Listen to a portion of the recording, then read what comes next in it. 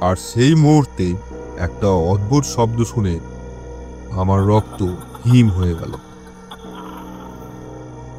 কোনো এক অশরীরী বৃদ্ধের খিলখিলি হাসির ফাঁকে ফাঁকে বারবার উচ্চারিত হচ্ছে, সাইমন, সাইমন।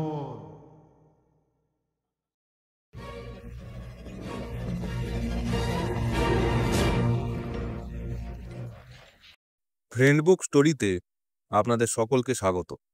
আজকে আপনারা শুনছেন লেখক সত্যজিৎ রায়ের লেখা এক রোমাঞ্চকর গল্প, ব্রাউন সাহেবের বাড়ি। তাহলে আসুন দেরি না করে গল্পটি শোনা যাক। ব্রাউন সাহেবের ডায়েরিটি হাতে আসার পর থেকেই ব্যাঙ্গালোর যাবার একটা সুযোগ খুঁজছিলাম। সেটা এলো বেশ অপ্রত্যাশিতভাবে। আমাদের বালিগঞ্জ স্কুলের বাৎসরিক রিউনিয়নে দেখা হয়ে গেল আমার পুরনো সহপাঠী অনিকেন্দ্র ভৌমিকের সঙ্গে। অনিক বলল সে ব্যাঙ্গালোরে ইন্ডিয়ান ইনস্টিটিউট অফ সায়েন্সে চাকরি করে। একবার ঘুরে যা না এসে আমার ওখানে, the best place in India. একটা বাড়তি ঘরও আছে আমার বাড়িতে, আসবি? অনিক স্কুলে থাকতে আমার খুবই বন্ধু ছিল। তারপর যা হয় আর কি, কলেজ হয়ে গেল দুজনের আলাদা। তাছাড়াও বিজ্ঞান আর আমি আর্টস, দুজনে প্রায় উল্টোমুখো রাস্তা ধরে চলতে আরম্ভ করলাম। মাঝে ও আবার চলে গেল বিলেতে। ফলে ক্রমে দুজনের বন্ধুত্বের মধ্যেও অনেকটা ব্যবধান এসে পড়ল। আর আজ প্রায় 12 বছর পর তার সঙ্গে দেখা। বললাম, গিয়ে পড়তে পারি, কোন সময়টা ভালো?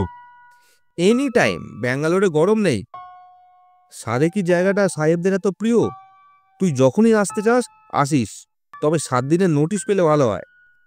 যাক, তাহলে ব্রাউন সাহেবের বাড়িটা দেখার সৌভাগ্য হলেও হতে পারে। কিন্তু তার আগে সাহেবের ডায়েরিটার কথা বলা দরকার। আমি হলাম যাকে বলে পুরনো বইয়ের পোকা। ব্যাংকে কাজ করে প্রতি মাসে যা রোজগার হয় তার অন্তত অর্ধেক টাকা পুরনো বই কেনার পিছনে খরচ হয়। ভ্রমণ কাহিনী, শিকারের গল্প, ইতিহাস, আত্মজীবনী, ডায়েরি, কত রকম বই না গত 5 বছরে জমে উঠেছে আমার। পোকায় কাটা পাতা, বার্ধক্যে ঝুরঝুরে হয়ে যাওয়া পাতা, ড্যাম্পে বিবর্ণ হয়ে যাওয়া পাতা, এইসবই আমার কাছে অতি পরিচিত এবং অতি প্রিয় জিনিস। আর পুরনো বইয়ের গন্ধ এর জুড়ি নেই। অগরু কস্তরীর গোলাপ হাসনুহানা, মায় ফরাসি সেরা পারফিউমের সুবাস, এই দুটো গন্ধর কাছে হার মেনে যায়। এই পুরনো বই কেনাই আমার একমাত্র নেশা। আর পুরনো বই কিনতে গিয়েই পাওয়া ব্রাউন সাহেবের ডায়েরিটা। বলে রাখি, এর ডায়েরি কিন্তু ছাপা ডায়েরি নয়, যদিও সেরকম ডায়েরিও আমার আছে। এই ডায়েরি একেবারে খাদের কলমে লেখা আসল ডায়েরি। লাল চামড়ায় বাঁধানো 350 পাতার রুল টানা খাতা, 6 ইঞ্চি বাই 4.5 ইঞ্চি। মলাটের চারপাশে সোনার জলের নকশা করা বর্ডার, তার মাঝখানে সোনার ছাপা অক্ষরে লেখা সাহেবের নাম, জন মিডলটন ব্রাউন। মলাট খুললে প্রথম পাতায় সাহেবের নিজের হাতেই নাম সই, তার নিচে সাহেবের ঠিকানা, Evergreen Lodge, Fraser Town, Bangalore. আর তার নিচে লেখা জানুয়ারি 1858। অর্থাৎ এই ডায়েরির বয়স হলো 113। এই ব্রাউন সাহেবের নাম লেখা অন্য আরও খানকতক বইয়ের সঙ্গে ছিল এই লাল চামড়ায় বাঁধানো খাতাটা। নাম করা বইয়ের তুলনায় দাম খুবই কম। মকবুল চাইল 20, আমি বললাম 10। শেষটায় 12 টাকার বিনিময়ে বইটা আমার সম্পত্তি হয়ে গেল। ব্রাউন যদি নাম করা কেউ হতেন তাহলে এই বইয়ের দাম 1000 টাকা পর্যন্ত হতে পারত। ডায়েরিটাতে তখনকার দিনের ভারতবর্ষে সাহেবদের দৈনন্দিন জীবনের বাইরে আর কিছু জানতে পাবো এমন আশা করিনি। সত্যি বলতে কি, প্রথম শখানেক পাতা পড়ে তার বেশি পাইও নি। ব্রাউন সাহেবের পেশা ছিল স্কুল মাস্টারি। ব্যাঙ্গালোরের কোনো একটা স্কুলে শিক্ষকতা করতেন। সাহেব নিজের কথাই বেশি বলেছে, মাঝে মাঝে ব্যাঙ্গালোর শহরের বর্ণনাও করেছেন। এক জায়গায় তখনকার বড়লাটের গিন্নি লেডি ক্যানিং এর ব্যাঙ্গালোর আসার ঘটনা বলেছেন। ব্যাঙ্গালোরের ফুল, ফল, গাছপালা ও তার নিজের বাগানের কথা বলেছেন। এক এক জায়গায় আবার ইংল্যান্ডের সাসেক্স অঞ্চলে তার পৈতৃক বাড়ি আর তার পিছনে ফেলে আসা আত্মীয় স্বজনের কথা বলেছেন। তার স্ত্রী এলিজাবেথের উল্লেখও আছে, তবে স্ত্রীটি কয়েক বছর আগেই মারা গিয়েছিলেন। সবচেয়ে ইন্টারেস্টিং ব্যাপার হচ্ছে সাইমন নামে কোনো এক ব্যক্তির বারংবার উল্লেখ। এই সাইমন যে কে ছিলেন, তার ছেলে না ভাই না ভাগ্নে না বন্ধু না কি, সেটা বোঝার কোনো উপায় ডায়েরিতে নেই। তবে সাইমনের প্রতি ব্রাউন সাহেবের যে একটা গভীর টান ছিল, সেটা বুঝতে কোনো অসুবিধা হয় না। সাইমনের বুদ্ধি, সাইমনের সাহস, সাইমনের রাগ, অভিমান, দুষ্টুমি, খামখেয়ালিপনা ইত্যাদির কথা বারবার আসে ডায়েরিতে। সাইমন অমুক চেয়ারটায় বসতে ভালোবাসে। আজ সাইমনের শরীরটা ভালো নেই, সাইমনকে আজ সারাদিন দেখতে পাইনি বলে মন খারাপ। এই ধরনের সব খুঁটিনাটি খবরও আছে। আর আছে সাইমনের মর্মান্তিক মৃত্যুর খবর। 22শে সেপ্টেম্বর সন্ধ্যা 7:30 নাগাদ বজ্রাঘাতে সাইমনের মৃত্যু হয়। পরের দিন ভোরবেলা ব্রাউন সাহেবের বাগানে একটা বাজে ঝলসে যাওয়া ইউক্যালিপটাস গাছের পাশে সাইমনের মৃতদেহ পাওয়া যায়। এরপর থেকে একটা মাস ডায়েরিতে প্রায় আর কিছু লেখা হয়নি। যেটুকু হয়েছে তার মধ্যে শোক আর হতাশা ছাড়া আর কিছু নেই। ব্রাউন সাহেবের দেশে ফিরে যাওয়ার কথা ভাবছেন, কিন্তু সাইমনের আত্মা থেকে দূরে সরে যেতে তার মন চায়নি।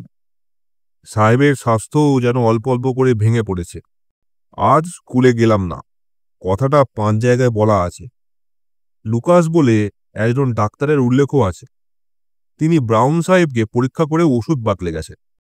তারপর হঠাৎ 2রা নভেম্বর ডায়েরিতে এক আশ্চর্য ঘটনার উল্লেখ, এবং এই ঘটনাই আমার কাছে ডায়েরির মূল্য 1000 গুণ বাড়িয়ে দিয়েছে।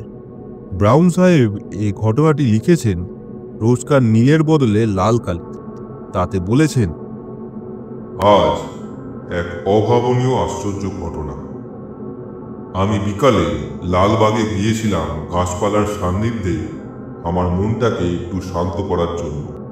সন্ধ্যা 7:30 নাগাদ বাড়ি ফিরে বৈঠকখানায় ঢুকে দেখি সাইমন ফায়ারপ্লেসের পাশে তার প্রিয় হাইব্যাক চেয়ারটিতে বসে আছে। সাইমন, সত্যি সাইমন? আমি তো দেখে আনন্দে আত্মহারা। আর শুধু যে বসে আছে তা নয়, সে একদৃষ্টে আমার দিকে তাকিয়ে আছে তার স্নেহমাখা চোখ দুটি দিয়ে। এদিকে ঘরে বাতি নেই। আমার ফাঁকিবাজ খানসামা টমাস এখনো ল্যাম্প জ্বালিনি। তাই সাইমনকে আর একটু ভালো করে দেখব বলে আমি পকেট থেকে দেশলাইটা বার করলাম। কাঠি বার করে বাক্সের গায়ে ঘষতেই আলো জ্বলে উঠল। কিন্তু কি আফসোস, এই কয়েক মুহূর্তের মধ্যেই সাইমন উধাও। অবশ্যই সাইমনকে যে কোনোদিন আবার দেখতে পাবো সেটাই তো আশা করিনি। এইভাবে ভূত অবস্থাতেও যদি মাঝে মাঝে সে দেখা দিয়ে যায়, তাহলে আমার মন থেকে সব দুঃখ দূর হয়ে যাবে। সত্যি আজ এক অপূর্ব আনন্দের দিন।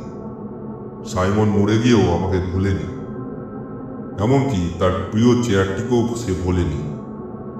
দোহাই সাইমন, মাঝে মাঝে দেখা দিও। আর কিছু চাই না আমি তোমার কাছে। এইটুকু পেলেই আমি বাকি জীবনটা শান্তিতে কাটাতে পারব। এরপর ডায়েরি আর বেশি দিন চলেনি।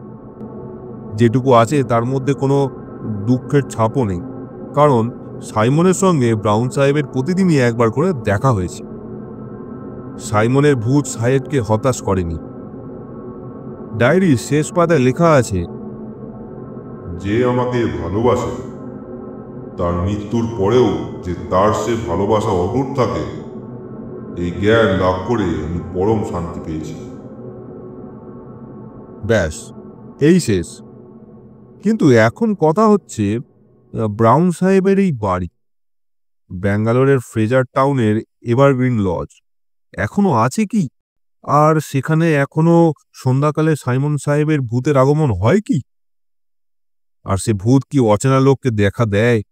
আমি যদি সে বাড়িতে গিয়ে একটা সন্ধ্যা কাটাই, তাহলে সাইমনের ভূতকে দেখতে পাবো কি? ব্যাঙ্গালোরে এসে প্রথম দিন অনেককে এসব কিছু বলিনি।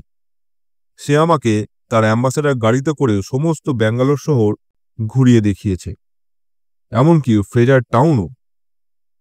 ব্যাঙ্গালোর সত্যিই সুন্দর জায়গা, তাই শহরটা সম্বন্ধে উচ্ছ্বাস প্রকাশ করতে আমার কোনো মিথ্যার আশ্রয় নিতে হয়নি। শুধু সুন্দর নয়, কলকাতার পর এমন একটা শান্ত কোলাহল শূন্য শহরকে প্রায় একটা অবাস্তব স্বপ্নরাজ্যের মতো মনে হয়। দ্বিতীয় দিন ছিল রবিবার। সকালে অনেকের বাগানে রঙিন ছাতার তলায় বসে চা খেতে খেতে প্রথম ব্রাউন সাহেবের প্রসঙ্গটা তুললাম।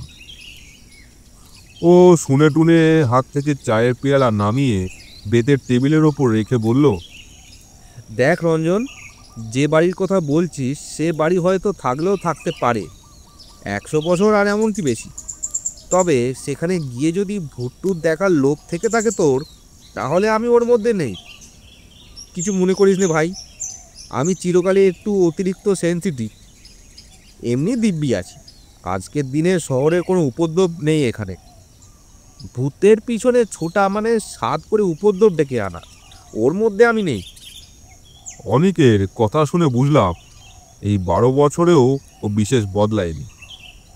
স্কুলে ভীতু বলে ওর বদনাম ছিল বটে। মনে পড়ল একবার আমাদের ক্লাসেরই জয়ন্ত আর একটি ডানপিটে ছেলে ওকে এক সন্ধ্যায় বালিগঞ্জ সার্কুলার রোডে রাইডিং স্কুলের কাজটাতে আপাদমস্তক সাদা কাপড় মুড়ি দিয়ে ভয় দেখিয়েছিল। অনিক এই ঘটনার পর দুদিন স্কুলে আসেনি এবং অনিকের বাবা নিজে হেডমাস্টার বিশ্বেশ্বর বাবুর কাছে এসে ব্যাপারটা নিয়ে কমপ্লেন করেছিলেন। আমি এ বিষয়ে কিছু বলার আগেই অনিক হঠাৎ বলে উঠল, তবে নেহাতি যদি তোর যেতে হয় তাহলে সঙ্গীর অভাব হবে না। আসুন মিস্টার ব্যানার্জি। পিছনে ফিরে দেখি একটি বছর 45-এর ভদ্রলোক অনিকের বাগানের গেট দিয়ে ঢুকে হাসি মুখে আমার দিকে এগিয়ে আসছে। বেশ বলিষ্ঠ চেহারা, প্রায় 6 ফুট হাইট, পরনে ছাই রঙের হ্যান্ডলুমের প্যান্টের ওপর গাঢ় নীল টেরিলিনের বুশ শার্টের গলায় সাদা কালো বাটিকের ছোপ মারা সিল্কের মাফলার। অনেক পরিচয় করিয়ে দিল, আমার বন্ধু রঞ্জন সেনগুপ্ত, মিস্টার ঋষিকেশ ব্যানার্জি। ভদ্রলোক শুনলাম ব্যাঙ্গালোরে এয়ারক্রাফট ফ্যাক্টরিতে কাজ করেন, বহুদিন বাংলাদেশ ছাড়া, তাই কথার মধ্যে একটা অবাঙালি টান এসে পড়েছে আর অজস্র ইংরাজি শব্দ ব্যবহার করেন। অনেক বেয়ারাকে ডেকে আর এক পেয়ালা চায়ের কথা বলে দিয়ে একেবারে সোজাসুজি ব্রাউন সাহেবের বাড়ির কথাটা পেরে বসল। কথাটা শুনে ভদ্রলোকের এমন অট্টহাস্য করে উঠলেন যে কিছুক্ষণ থেকে যে কাঠবিড়ালিটা দেখছিলাম আমাদের টেবিলের আশেপাশে নির্ভয়ে ঘোরাফেরা করছে, সেটা ল্যাজ উঁচিয়ে একটা দেবদারু গাছের গুড়ি বেয়ে শটান একেবারে মগডালে পৌঁছে গেল।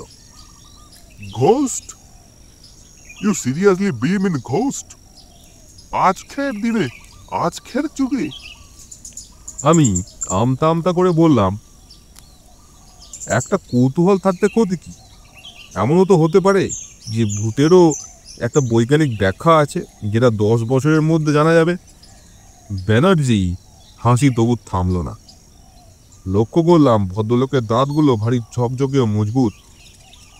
অনেক বলল, যাই হোক mister Banerjee, ghost or no ghost, এমন বাড়ি যদি একটা থেকেই থাকে আর রঞ্জনের যদি একটা উদ্ভট খেয়াল হয়েই থাকে, একটা সন্ধ্যাবেলা ওকে নিয়ে খানিকটা সময়ের জন্য ও বাড়িতে কাটিয়ে আসতে পারেন কিনা সেটা বলুন।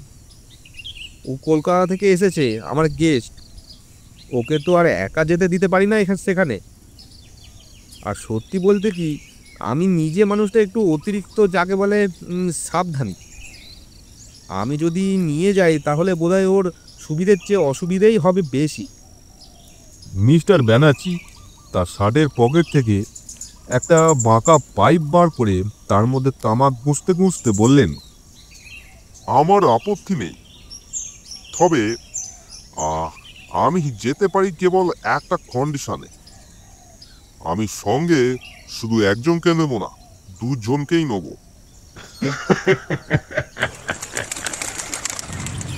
কথাটা শেষ করে ব্যানার্জি আবার হাসলেন, আর তার ফলে এবার আশেপাশের গাছ থেকে 4-5 রকমের পাখির চিৎকার ও ডানা ঝাপটানির আওয়াজ শোনা গেল। অনেকের মুখ কিঞ্চিত ফ্যাকাশে দেখালেও সে আপত্তি করতে পারল না। কি নাম বললেন বাড়িটার? ব্যানার্জি জিজ্ঞাসা করলেন। Evergreen Lodge. ফ্রেজার টাউনে? তাই তো বলছে ডায়েরিতে।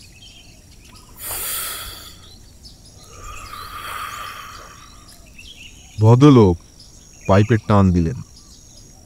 ফ্রেজার টাউনে সাহেবদের কিছু পুরনো বাড়ি আছে বটে, কটেজ টাইপের।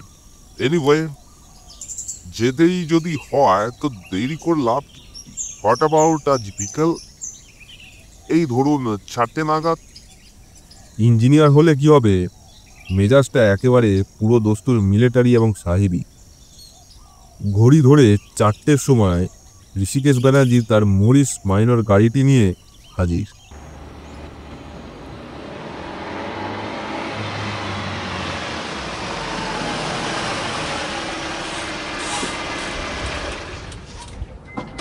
গাড়িতে যখন উঠছি তখন ভদ্রলোক জিজ্ঞাসা করলেন, সঙ্গে কি কি নিলেন? অনেক ফিরিস্তি দিল। একটা 5 সেলের টর্চ, 6টা মোমবাতি, ফার্স্ট এড বক্স, একটা বড় ফ্লাক্স ভর্তি গরম কফি, 1 বাক্স হ্যাম স্যান্ডউইচ, 1 প্যাকেট তাস, মাটিতে পাতবার চাদর, মশা তাড়ানোর জন্য 1 টিউব ওডোমস। আর অস্ত্র শস্ত্র? ভূতকে কি অস্ত্র দিয়ে কিছু করা যায়? কিরে রঞ্জন, তোর সাইমনের ভূত কি সলিড নাকি? যাই হোক, মিস্টার ব্যানার্জি গাড়ির দরজা বন্ধ করে বললেন, আমার কাছে একটি ছোটখাটো আগ্নেয়াস্ত্র আছে, সুতরাং সলিড লিকুইড নিয়ে চিন্তা করার কোনো প্রয়োজন নেই। গাড়ি ছাড়বার পর ব্যানার্জি বললেন, এভারগ্রিন লজের ব্যাপারটা একেবারে কাল্পনিক নয়। আমি একটু অবাক হয়ে বললাম, আপনি কি এর মধ্যেই খোঁজ নিয়েছেন নাকি?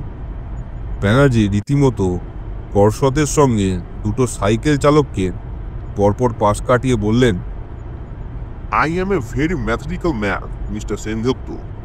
যেখানে যাচ্ছি সে জায়গাটা অ্যাটল আছে কি না সেটার সম্বন্ধে আগে থেকেই খোঁজ নিয়ে রাখা উচিত নয় কি? ওদিকটায় শ্রীনিবাস দেশমুখ থাকে, আমরা একসঙ্গে গল্ফ খেলি, অনেক দিনের আলাপ।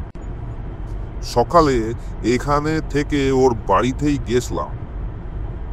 বলল এভারগ্রিন লজ বলে একটা একতলা কটেজ নাকি প্রায় 50 বছর থেকে খালি পড়ে আছে। বাড়ির বাইরের বাগানে বছর 10 আগে পর্যন্ত লোকে পিকনিক করতে যেত, আর এখন আর যায় না। খুব নিরিবিলি জায়গায় বাড়িটা। আগেও নাকি একটা বেশি দিন কেউ ও বাড়িতে থাকেনি, তবে হন্টেড হাউস বলে কেউ কোনোদিন অপবাদ দেয়নি বাড়িটা। বাড়ির ফার্নিচার সব বহুদিন আগেই নিলাম হয়ে গেছে।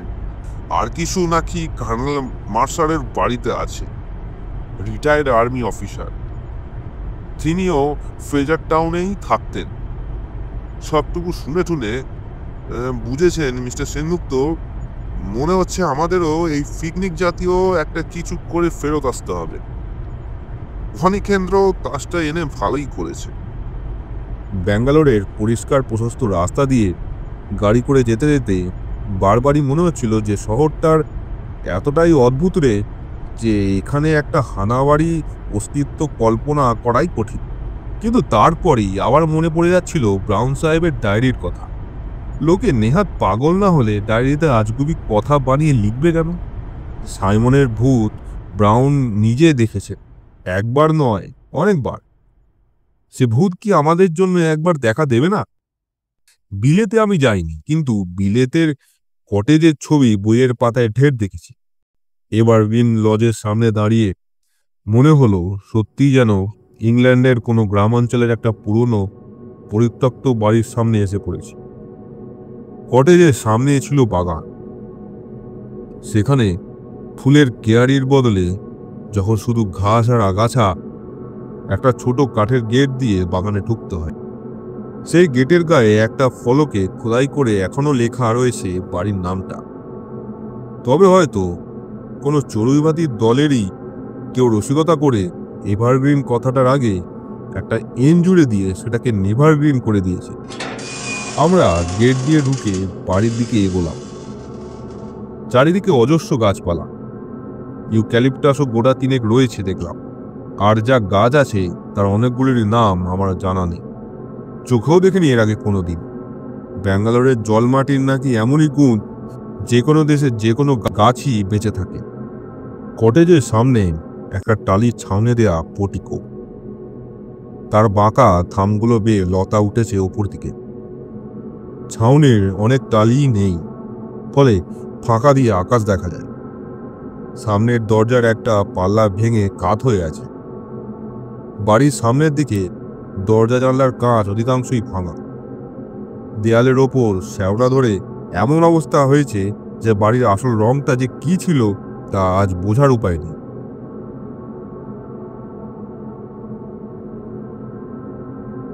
দরজা দিয়ে বাড়ির ভিতরে ঢুকলাম আমরা। ঢুকেই একটা প্যাসেজ, পিছন দিকে একটা ভাঙা দরজার ভিতর দিয়ে একটা ঘর দেখা যাচ্ছে। আমাদের ডাইনে বাঁয়েও ঘর, ডাইনেরটাই বেশি বড় বলে মনে হলো। আন্দাজে বুঝলাম এটাই হয়তো বৈঠকখানা ছিল। মেঝেতে বিলিতি কায়দায় কাঠের তক্তা বসানো, তার কোনোটাই প্রায় আস্ত নেই। সাবধানে পা ফেলতে হয় এবং প্রতি পদক্ষেপে খুটখাট খচ খচ শব্দ থাকে। আমরা ঘরটাতে ঢুকলাম। বেশ বড় ঘর, ফার্নিচার না থাকতে আরো খাঁ খাঁ করছে। পশ্চিম আর উত্তর দিকে জানলার সারি, একদিকের জানলা দিয়ে গেট সমেত বাগান, আর অন্য দিক দিয়ে গাছের সারি দেখা যাচ্ছে। এরই একটাতে কি বাজ পড়েছিল? সাইমন দাঁড়িয়েছিল সেই গাছের নিচে। তৎক্ষণাৎ মৃত্যু ভাবতে গাটা ছমছম করে উঠল। এবারে দক্ষিণ দিকের জানলাবিহীন দেয়ালের দিকে চাইলাম। বাঁকনে ফায়ার প্লেস, এই ফায়ার প্লেসের পাশেই ছিল সাইমনের প্রিয় চেয়ারখানা। ঘরের সিলিংয়ের দিকে চাইতে চোখে পড়ল ঝুল আর মাকড়সার জাল। এককালে সুদৃশ্য এভারগ্রিন লজের অবস্থা এখন খুবই শোচনীয়। মিস্টার ব্যানার্জি প্রথম দিকে লা লা করে বিলিতি সুর ভাঁজছিলেন, এখন নতুন করে পাইপ ধরিয়ে বললেন, কি খেলা আসে আপনাদের? ব্রিজ না ফোকার না রামি? অনেক হাতের জিনিসপত্র মেঝেতে সাজিয়ে চাদরটা বিছিয়ে মাটিতে বসতে যাচ্ছিল। এমন সময় একটা শব্দ কানে এলো। অন্য কোনো ঘরে কেউ জুতো পায়ে হাঁটছে। অনেকের দিকে চেয়ে দেখলাম সে ফ্যাকাশে হয়ে গেছে। পায়ের শব্দটা থামল। মিস্টার ব্যানার্জি হঠাৎ মুখ থেকে পাইপটা নামিয়ে নিয়ে বাঁচখাই গলায় চেঁচিয়ে উঠলেন, Is there anybody there? সঙ্গে সঙ্গে আমরা তিনজনে প্যাসেজের দিকে এগোলাম। অনেক আলতো করে আমার কোটের আস্তিনটা ধরে নিয়েছে। এবার জুতো শব্দটা আবার শুরু হলো। আমরা বাইরে প্যাসেজে গিয়ে পড়তেই ডান দিকের ঘরটা থেকে একটি ভদ্রলোক বেরিয়ে এসে সামনে আমাদের দেখে থমকে দাঁড়িয়ে পড়লেন। লোকটি ভারতীয়, মুখ ভর্তি খোঁচা খোঁচা দাড়ি হোক সত্ত্বেও ইনি যে ভদ্র ও শিক্ষিত তাতে কোনো সন্দেহ নেই। ভদ্রলোক বললেন, হ্যালো। আমরা কি বলবো ঠিক বুঝতে পারছিলাম না। এমন সময় আগন্তুক নিজেই আমাদের কৌতূহল নিবৃত্ত করলেন। আমার নাম Venkatesh. I am A painter. আপনারা কি এই বাড়ির মালিক না খদ্দের? ব্যানার্জি হেসে বললেন, দুটোর একটাও না, আমরা এমনি ঘুরতে ঘুরতে এসে পড়েছি। I see. আমি ভাবছিলাম এই বাড়িটা যদি পাওয়া যেত তাহলে আমার কাজের জন্য একটা স্টুডিও হতে পারত। ভাঙাচোরায় আমায় আপত্তি নেই। মালিককে জানেন না বোধহয়? আগে না, সরি। তবে আপনি খার্নেল মার্শালের ওখানে খোঁজ করে দেখতে পারে।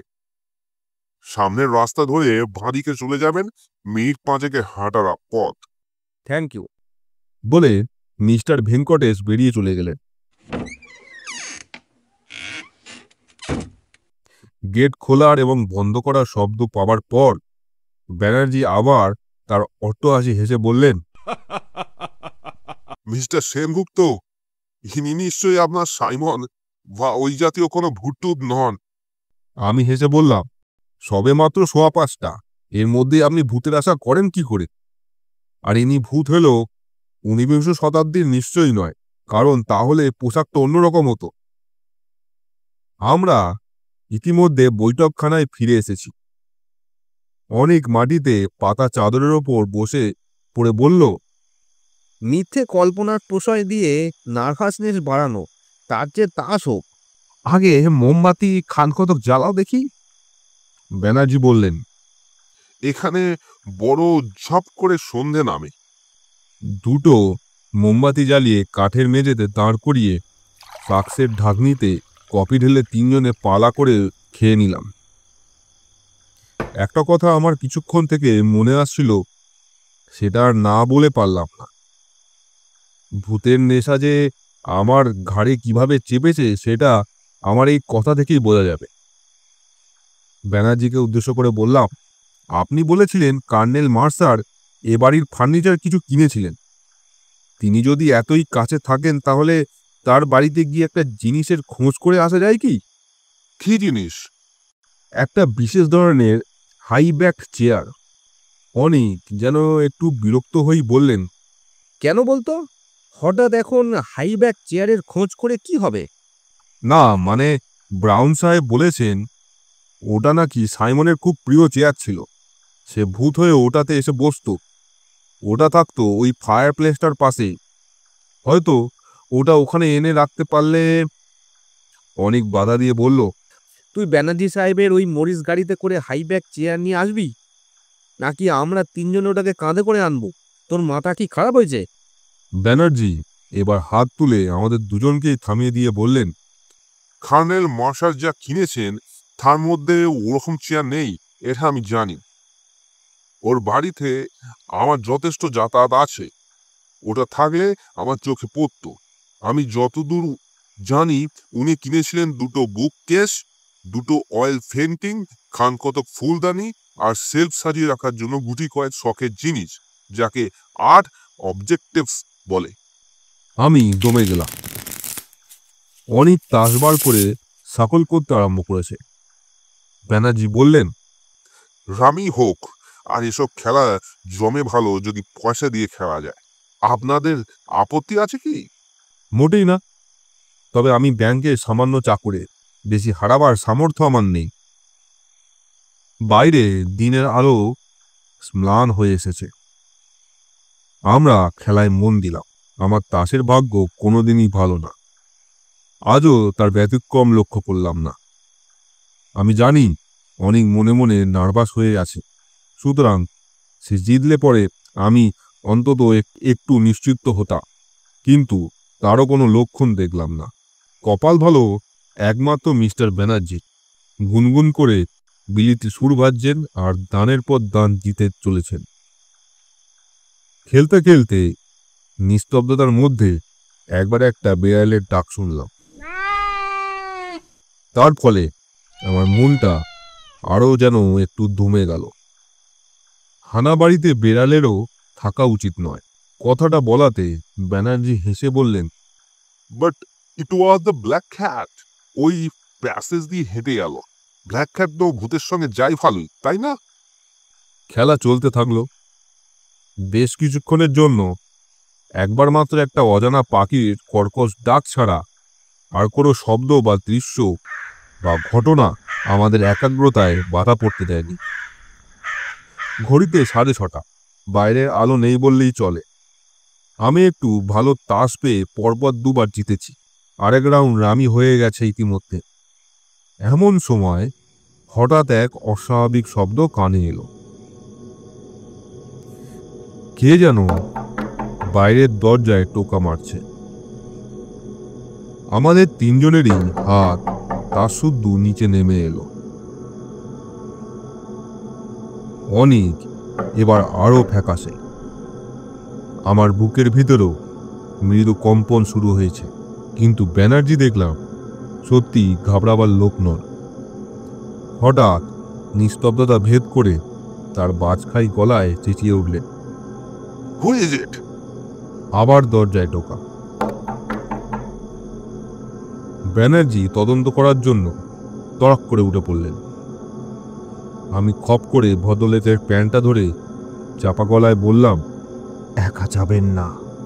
তিনজনে একসঙ্গে ঘর থেকে বেরোলাম। প্যাসেজে এসে বাঁদিকে চাইতেই দেখলাম দরজার বাইরে একজন লোক দাঁড়িয়ে আছে। তার পরনে স্যুট ও হাতে একটা লাঠি। অন্ধকারে তাকে চেনার কোনো উপায় নেই। অনিক আবার আমার আস্তিন চেপে ধরল, এবার আরও জোরে। ওর অবস্থা দেখেই বোধহয় আমার মনে আপনা থেকে একটা সাহসের ভাব এলো। ব্যানার্জি ইতিমধ্যে আরো কয়েক পা এগিয়ে হঠাৎ চেঁচিয়ে উঠে বললেন, ও হ্যালো ডক্টর লাকিন, আপনি এখানে? এবার আমিও প্রৌঢ় সাহেবটিকে বেশ ভালোভাবেই দেখতে পেলাম। অমায়িক সাহেবটি তার সোনার চশমার পিছনে নীল চোখ দুটোকে কুঁচকে হেসে বললেন, তোমার মরিস গাড়িখানা দেখলাম বাইরে, তারপর দেখি বাড়ির জানলা দিয়ে মোমবাতির আলো দেখা যাচ্ছে, তাই ভাবলাম একটু ঢু মেরে দেখে যাই তুমি কি পাগলামি করছো এই পুরো বাড়ির ভেতরে। আমার এই যুবক বন্ধু দুটির একটু উদ্ভট ধরনের অ্যাডভেঞ্চারের শখ। বলল এভারগ্রিন লজে বসে তাস খেলবে, তাই আর কি। Very good, very good. যুবা বয়সটাই তো এ ধরনের পাগলামির সময়। আমরা বুড়োরাই কেবল নিজেদের বাড়ির কৌচে বসে রোমন্থন করি। Well well, have a good time. Larkin সাহেব হাত তুলে গুড বাই করে লাঠি ঠক ঠক করতে করতে চলে গেলেন, আর সঙ্গে সঙ্গে দ্বিতীয়বার ভূতের আশা পরিত্যাগ করতে হলো। কি আর করি, আবার তাসে মনোনিবেশ করলাম। প্রথম দিকে প্রায় 4.5 টাকার মতো হারছিলাম। গত আধ ঘন্টায় তার খানিকটা ফিরে পেয়েছি। সাইমনের ভূত না দেখলেও শেষ পর্যন্ত তাসে কিছু জিতে বাড়ি ফিরতে পারলেও আজকের আউটিংটা কিছু সার্থক হয়। ঘড়ির দিকে মাঝে মাঝেই চোখ চলে যাচ্ছিল। আসল ঘটনাটা কখন ঘটেছিল তার টাইম আমার জানা আছে। ব্রাউন সাহেবের ডায়েরি থেকে জেনেছিলাম যে সন্ধ্যার এই সময়টাতেই পাস পড়ে সাইমনের মৃত্যু হয়। আমি তাস বাড়ছি, মিস্টার ব্যানার্জি তার পাইপে আগুন ধরাচ্ছেন। অনেক সবেমাত্র স্যান্ডউইচ খাবার মতলবে প্যাকেটটাতে হাত লাগিয়েছে। এমন সময় তার চোখের চাউনিটা মুহূর্তের মধ্যে বদলে গিয়ে সঙ্গে সঙ্গে তার সমস্ত অঙ্গ প্রত্যঙ্গ আড়ষ্ট হয়ে গেল। তার দৃষ্টি দরজার বাইরে প্যাসেজের দিকে। বাকি দুজনের চোখও স্বভাবতই সেদিকেই চলে গেল। যা দেখলাম তাতে আমারও কয়েক মুহূর্তের জন্য গলা শুকিয়ে নিঃশ্বাস বন্ধ হয়ে গেল। বাইরে প্যাসেজের অন্ধকারের মধ্যে একজোড়া জ্বলন্ত চোখ আমার দিকে এক দৃষ্টে তাকিয়ে আছে। ফসফরাসের মতো ফিকে সবুজ আর হলদে মেশানো একটা আভা এই নিষ্পলকের চায়নিতে। মিস্টার ব্যানার্জি ডান হাতটা ধীরে ধীরে তার কোটের ভেস্ট পকেটের দিকে চলে গেল। আর ঠিক সেই মুহূর্তেই যেন ম্যাজিকের মতো আমার কাছে ব্যাপারটা জলের মতো পরিষ্কার হয়ে গিয়ে আমার সমস্ত ভয় দূর করে দিল। বললাম, আপনার পিস্তলের দরকার নেই মশাই, এটা সেই কালো বেড়ালটা। আমার কথায় অনিকও যেন ভরসা পেল। ব্যানার্জি পকেট থেকে তার হাত বার করে এনে চাপা গলায় বললেন, হাউ রিডিকিউলাস। এবার জ্বলন্ত চোখ দুটো আমাদের ঘরের দিকে এগিয়ে এলো। চৌকাঠ পেরোতেই মোমবাতির আলোতে প্রমাণ হলো আমার কথা। সেই কালো বেড়ালটাই বটে। চৌকাঠ পেরিয়ে বেড়ালটা বাঁদিকে ঘুরল। আমাদের দৃষ্টি তার সঙ্গে সঙ্গে ঘুরছে, তাকে অনুসরণ করছে। এবারে আমাদের তিনজনের গলা দিয়ে একসঙ্গে একটা শব্দ বেরিয়ে পড়ল। আচমকা বিস্ময়ের ফলে যে শব্দ আপনা থেকেই মানুষের মুখ থেকে বেরোয়, সেই শব্দ। এই শব্দের কারণে আর কিছুই না, আমরা যতক্ষণ তন্ময় হয়ে তাস খেলেছি তারই ফাঁকে কিভাবে কোত্থেকে জানি একটা গাঢ় লাল মখমলে মোড়া হাইব্যাক চেয়ার এসে ফায়ার প্লেসের পাশে তার জায়গা করে নিয়েছে। আমাবস্যার রাতের অন্ধকারের মতো কালো বেড়ালটা চেয়ারটার দিকে নিস্তব্ধে এগিয়ে গেল। তারপর এক মুহূর্ত সেটার সামনে দাঁড়িয়ে একটা নিঃশব্দ লাফে সেটার ওপর উঠে কুণ্ডলি পাকিয়ে শুয়ে পড়ল। আর সেই মুহূর্তে একটা অদ্ভুত শব্দ শুনে আমার রক্ত হিম হয়ে গেল। কোনো এক অশরীরী বৃদ্ধের খিলখিলি হাসির ফাঁকে ফাঁকে বারবার উচ্চারিত হচ্ছে, সাইমন, সাইমন, সাইমন।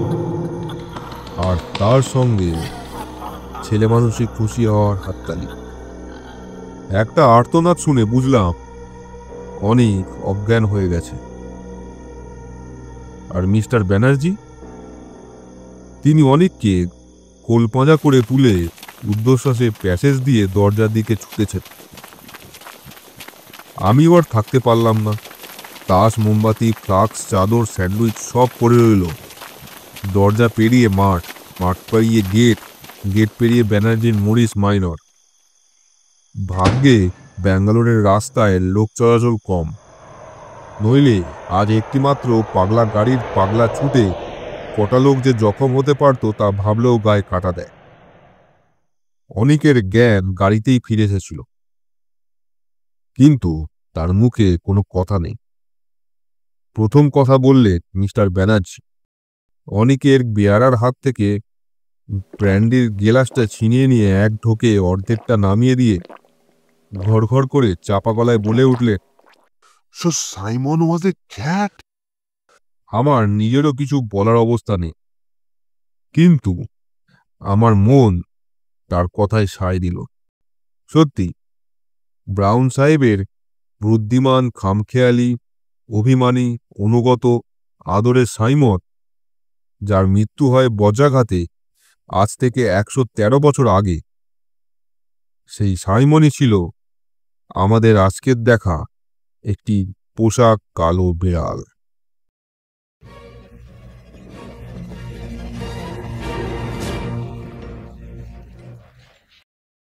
এতক্ষণ আপনারা শুনলেন ব্রাউন সাহেবের বাড়ি। গল্পটি কেমন লাগলো জানাবেন। ভালো লাগলে অবশ্যই লাইক করবেন এবং চ্যানেলটি সাবস্ক্রাইব করবেন। পরের দিন আবার নতুন কোনো গল্প নিয়ে আপনাদের কাছে হাজির হব। আজকে তাহলে আসি।